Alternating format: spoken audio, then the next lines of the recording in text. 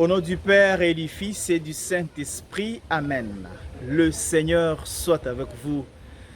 Frères et sœurs, nous célébrons le premier dimanche de Carême dans cette année liturgique C. Les textes qui nous sont proposés en méditation nous invitent à revenir au Seigneur, à nous attacher au Seigneur. Dans la première lecture tirée du livre de Deutéronome au chapitre 26, versets 4 à 10, c'est le credo des Juifs.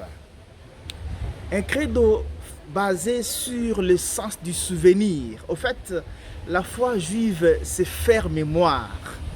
Il s'agit de dire, mon père était un araméen, nomade, il n'avait rien, il est descendu en Égypte, il a vécu en immigré, il a souffert, donc évoquer toute l'histoire des enfants d'Israël en Égypte, de leur esclavage, et remercier le Seigneur pour les produits des champs que le Seigneur a daigné leur accorder à partir de la terre qu'il leur a demandé d'occuper. Savoir se souvenir de Dieu. Si tu n'as pas le sens du souvenir, tu ne sauras pas aimer, tu ne sauras pas être fidèle. Si tu es ingrat par rapport aux bienfaits des autres, tu ne sauras pas les aider, tu ne sauras pas continuer à les aimer. Que le Seigneur nous aide donc à savoir nous souvenir de ce qu'il a fait pour nous. Il suffit de voir notre parcours. Il suffit de regarder même nos photos d'enfance, nos photos d'il y a quelques années. Vous voyez comment nous étions. Le Seigneur nous a relevés, le Seigneur nous a fait parvenir là où nous sommes.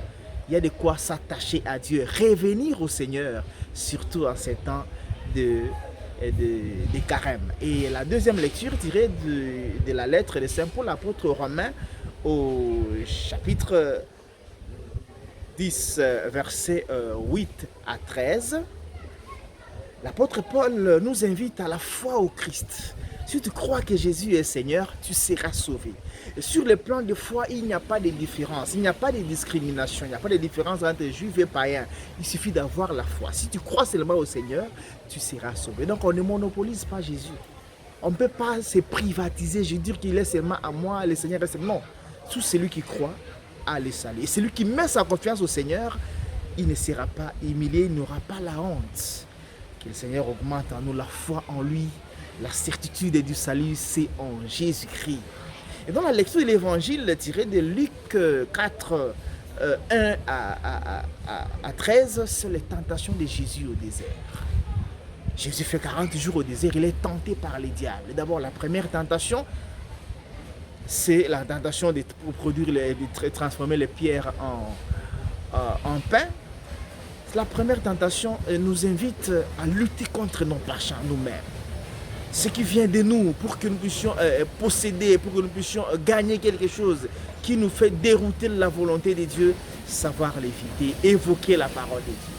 La deuxième tentation, c'est celle de dominer, la domination, le goût du monde. Cette tentation-là nous invite à lutter contre l'esprit du monde qui nous pousse à aller vers le monde, à être plongé dans le monde, que de nous attacher plutôt au Seigneur. Et la troisième tentation, celle de sauter en bas. C'est l'orgueil. Savoir éviter de tomber dans les pièges du diable. Donc nous avons ici une démarche à 3 niveaux. Lutter contre nous-mêmes. Carême nous invite à travailler nous travailler nous-mêmes, un effort quotidien personnel. C'est pas d'abord regarder les autres critiquer, un travail sur soi-même. Deuxième chose, c'est lutter contre l'esprit du monde. Ne pas se laisser emballer par le monde, parce que le monde nous propose comme pouvoir, comme domination.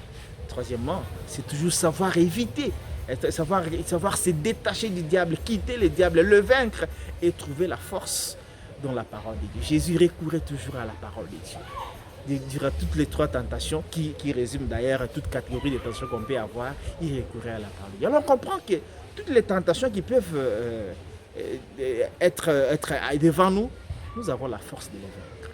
Aucune tentation ne doit dépasser ta foi en puissance et en force. Toute tentation qui te présente devant toi, rassure-toi que le Seigneur te donne déjà la force pour la surmonter. Quand c'est dimanche, le Seigneur nous aide à nous attacher davantage à lui.